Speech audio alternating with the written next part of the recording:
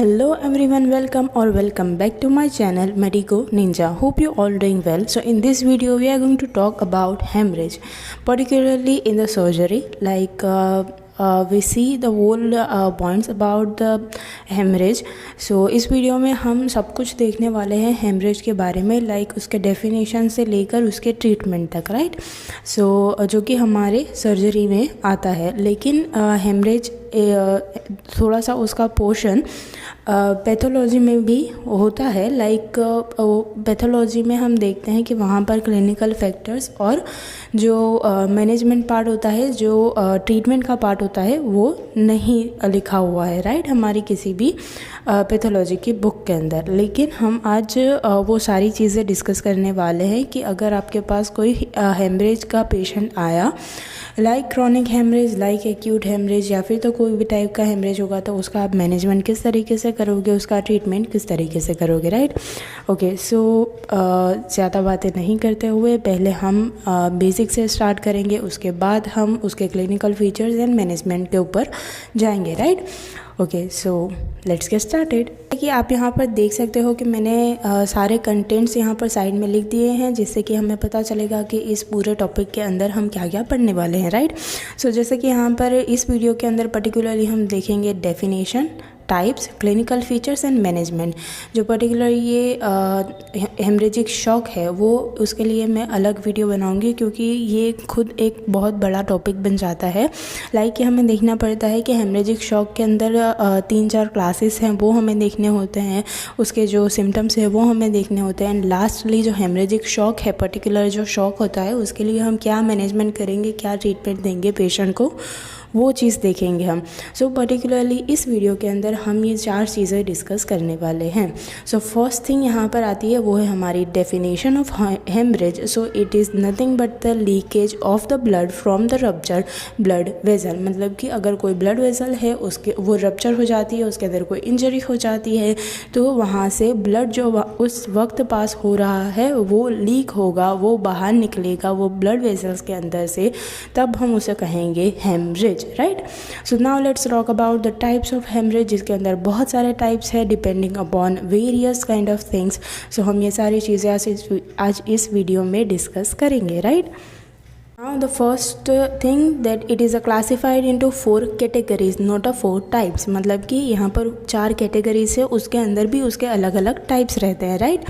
So first is depending upon the nature of the vessel involve. मतलब कि कौन सी vessel उसके अंदर इन्वॉल्व हुई है, लाइक आर्टरी, वेन और capillary, right. Now the second thing which is depending upon the nature of bleeding. मतलब कि ब्लीडिंग किस तरीके की है, क्रॉनिक और acute. Second thing that depending upon the timing of haemorrhage, कितने टाइम के लिए हेमरेज हुआ है, लंबे टाइम के लिए हेमरेज हुआ है, शॉर्ट टाइम के लिए हेमरेज हुआ है, right. Fourth thing that depending upon the duration of haemorrhage, right. So एक चीज़ को हम डिटेल में देखेंगे. So first let's see the depending upon nature of vessel. So now there is a mainly 3 types in it. The first one which is arterial hemorrhage, second one which is venous hemorrhage, and third one which is capillary hemorrhage. So now let's see the first one which is arterial hemorrhage. So origin, इसका origin कहाँ से होगा, right? So from the artery. Arterial hemorrhage है तो artery rupture होगी, उसके अंदर से blood leak होगा, उसे हम कहेंगे arterial hemorrhage. So color क्या रहेगा, bright red. Why? Because arteries carried a oxygenated blood, right? And the amount क्या होगा. सो पर्टिकुलरली आप एक लॉजिक लगा सकते हो कि आर्टरी जो होती है उसके अंदर ब्लड प्रेशर से पास आउट होता है, तो जो हमारी आर्टरी में से हेमरेज होगा वो बहुत ज़्यादा होगा. सेकेंड थिंग कि आर्टरी में जो प्रेशर होता है, राइट, वो किस लिए होता है, क्योंकि जो हमारा ब्लड है वो पंप करता है किसको, ब्लड को. So each systole of heart, जब जो हार्ट का सिस्टोल होगा उस वक्त उतने टाइम के लिए ब्लड निकलेगा, राइट, आर्टीरियल हेमरेज के अंदर, right. Okay, so now let's see the control, मतलब कि जो आर्टीरियल हेमरेज हुआ है उसका कंट्रोल कैसा होगा, उसे हम कंट्रोल में ले सकते हैं, नहीं ले सकते। सो इट इज़ ईजीली कंट्रोल्ड, हम इसे ईजीली कंट्रोल कर सकते हैं, या फिर किस तरीके से कंट्रोल करेंगे। सो हम उसके ऊपर प्रेशर ला सकते हैं जिससे कि आर्टरी में से ब्लड लीक होना बंद हो जाए, या फिर तो बहुत सारी ऐसी चीज़ें हैं जिससे कि आर्टीरियल ब्लड को कंट्रोल में लाया जा सकता है, right. Now the second thing which visibility, मतलब कि जब किसी भी आर्टरी के अंदर हेमरेज हुआ है तो वो किस लिए होगा, क्योंकि जो आर्टरी है वो रप्चर हो चुकी है, राइट, इसलिए। लेकिन आर्टीरियल ब्लड जो है वो बहुत ज़्यादा होता है, और लेकिन वो ब्राइट रेड कलर का होता है और उसके आसपास ज़्यादा ब्लड नहीं रहता, राइट, जहाँ पर पर्टिकुलरली रप्चर हुआ है वहाँ पर। सो जो आर्टरी जहाँ पर रप्चर हुई है वो पॉइंट हमें विजिबल रहेगा, पर्टिकुलरली आर्टीरियल हेमरेज के अंदर। लेकिन ऐसा वेनस हेमरेज के अंदर नहीं होगा, वो चीज़ भी हम देखेंगे कि क्यों नहीं होगा, right. So now first let's see some another things about the venous haemorrhage. So origin कहाँ से होगा, ऑफ कोर्स वेन में से होगा। देन सेकंड थिंग, कलर क्या रहेगा, dark red. Why, because veins carry the deoxygenated blood, right.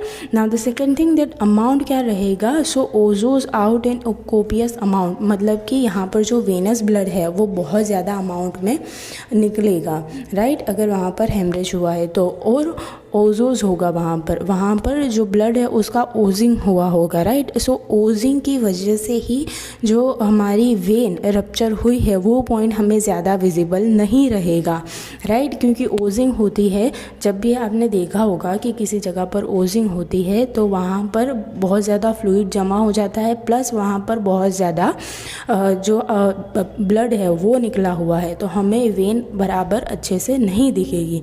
Then second thing that control, so it is difficult to control but easily stop. इसे control करना difficult है लेकिन ये खुद नेचुरली बहुत जल्दी स्टॉप हो जाता है। सो आप थिंक कर सकते हैं कि यहाँ पर ओजिंग हो रही है, राइट। सो ओजिंग में क्या होता है कि अगर ब्लड क्लॉट हो रहा है उस वक्त ओजिंग होती है। सो वेनस हेमरेज के अंदर पर्टिकुलरली वो जो आर्टरी है वो वेन है वो जल्दी हील होना शुरू होती है, जिसकी वजह से ब्लड नेचुरली इजीली स्टॉप हो जाता है, right. Now the visibility, so vein is retracted, so हमें वेन जो है वो जल्दी से मिलेगी नहीं।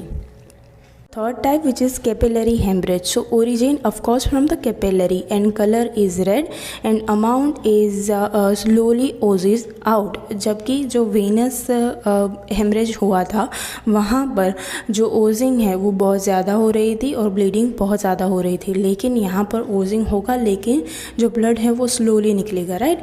Now second thing that control easily because capillary बहुत छोटी होती है। Second thing that visibility, so it is easily visible and significant in a bleeding tendencies, मतलब कि जिन लोगों को ब्लीडिंग टेंडेंसीज होती है उन लोगों के अंदर कैपिलरी हेमरेज बहुत ज़्यादा देखने को मिलता है, right. Now the second thing which is depending upon the nature of bleeding. So first हमने क्या देखा था, depending upon the nature of vessel which involve, यहाँ पर क्या है, nature of bleeding. Now the first thing which is external and second thing which is internal. So external का मतलब होता है it is also known as revealed haemorrhage, right. So external मतलब कि बाहर की तरफ कहीं पर हेमरेज हुआ है, राइट। सो वो हमें ईजीली हम देख सकते हैं, for example epistaxis and hematemesis, right. Now the second thing which is internal hemorrhage, so it is also known as concerned hemorrhage, right, and for example splenic rupture, ectopic pregnancy rupture. so यहाँ पर क्या हुआ है, जो internal organs है उसके अंदर अगर hemorrhage हुआ है तो उसे हम कहेंगे internal hemorrhage, और अगर बाहर की साइड हमें blood आता हुआ दिख रहा है तो उसे हम कहेंगे external hemorrhage now, right. So now the third thing which is depending upon the timing. So depending upon timing there is a mainly three types of hemorrhage are there. The first one which is primary, second thing is reactionary, and the third type is secondary hemorrhage. So now let's see the first one which is primary. So it is occur at the time of surgery. So ये जो सारे तीन types है वो surgery के related है. So first thing क्या है कि जो प्राइमरी प्राइमरी हेमरेज होता है वो ड्यूरिंग द सर्जरी, मतलब कि सर्जरी हो रही है तब जो ब्लीडिंग होगी, राइट, तब जो सारा ब्लड बाहर निकलेगा वेजल के अंदर से, उसे हम कहेंगे primary haemorrhage, right. Second thing जो कि है रिएक्शनरी हेमरेज। सो वो कब होता है, टाइमिंग है उसकी 6 to 12 आवर्स ऑफ इंजरी, मतलब सर्जरी, मतलब कि सर्जरी होने के एक दिन के